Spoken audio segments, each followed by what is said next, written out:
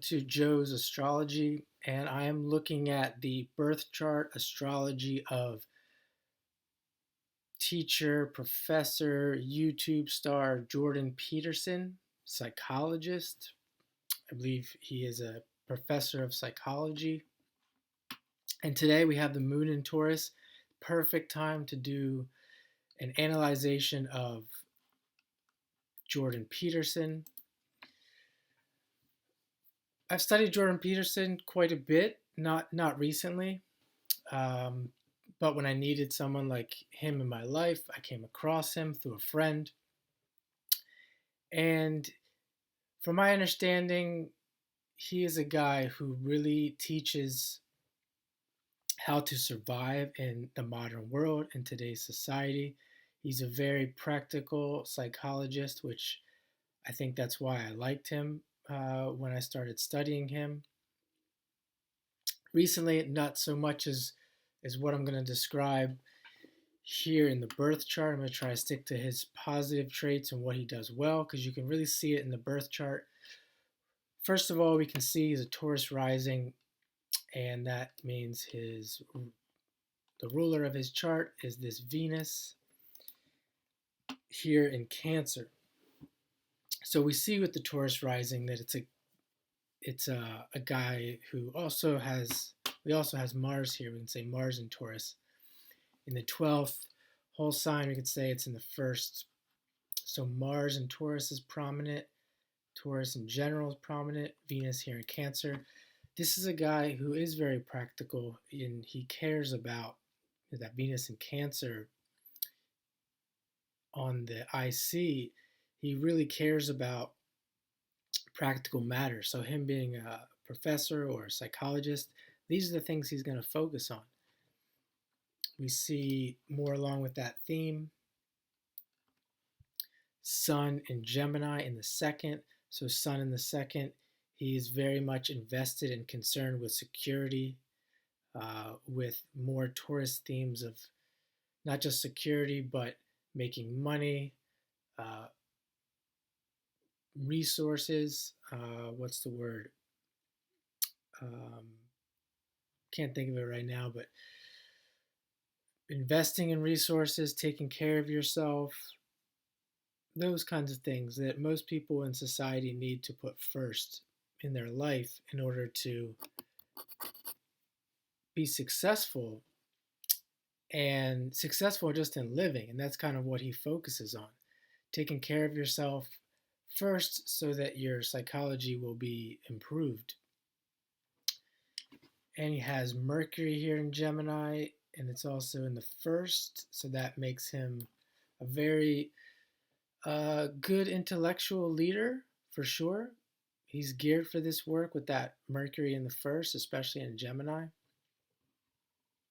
And I like the combination of this Venus in Cancer and this Sun and Mercury in Gemini, because he has the intellectual ability, but he also has uh, the care that's backing that. So you could say with the Taurus, this guy is about making money, etc. But if you hear him talk, um, I don't think that's the case. It just comes along with the territory of really reaching and resonating with a lot of people, and really taking care of a lot of people and helping them.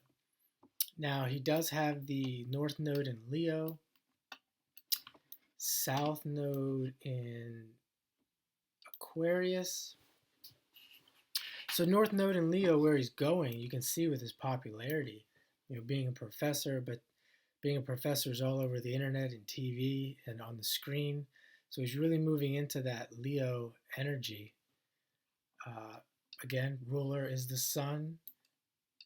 The Leo energy is really all about helping people learn about the practicality of um, the necessary practicality of taking care of your physical needs first in order to improve your well-being. So we got the South Node where he's coming from, and it's conjunct Saturn in Aquarius in the 10th. So this is a guy who's coming from a place of the authority, and he's the authority on the internet, Aquarius, the internet. This is a guy who always could be successful on the internet, and we see that dynamic of him being the presenter and being famous on the internet with that South Node in Aquarius, North Node in Leo. And anyone who has this South Node Aquarius, North Node in Leo, and wants to be on the internet, I encourage you to try your luck working on the internet. If you're willing to put in the work, it can, in some one way, it can be done for you, more likely than not. He's got Saturn there in the South Node, so this is more of that practical nature, really caring about the practical nature of life. And we have a Jupiter in Pisces making a grand trine to that Venus and Neptune. Jupiter-Neptune trine there. So more of that care that's backing what he's presenting to people. He's not just interested in presenting new age thought. He really integrates that practicality that needs to be there in order to improve someone's life. It's a good mix. It's a good mix of care and practical advice, and an understanding of psychology with all that water. His MC is there. Is in Capricorn, so the rising and the midheaven both have that earth, a lot of earth energy. And then we have the moon here in Libra. So his mind, what he's thinking about, his personality, he's really interested in being social and really relating what he knows to the public. And it's in the fifth house. I'm sorry, it's in the sixth. We could say with this chart, it's in the sixth house. So he's interested in work. He's interested in improvement, self-improvement, helping others, service to others. And it's making a trine back to that Sun and Mercury, where we talked about helping others with their practical affairs.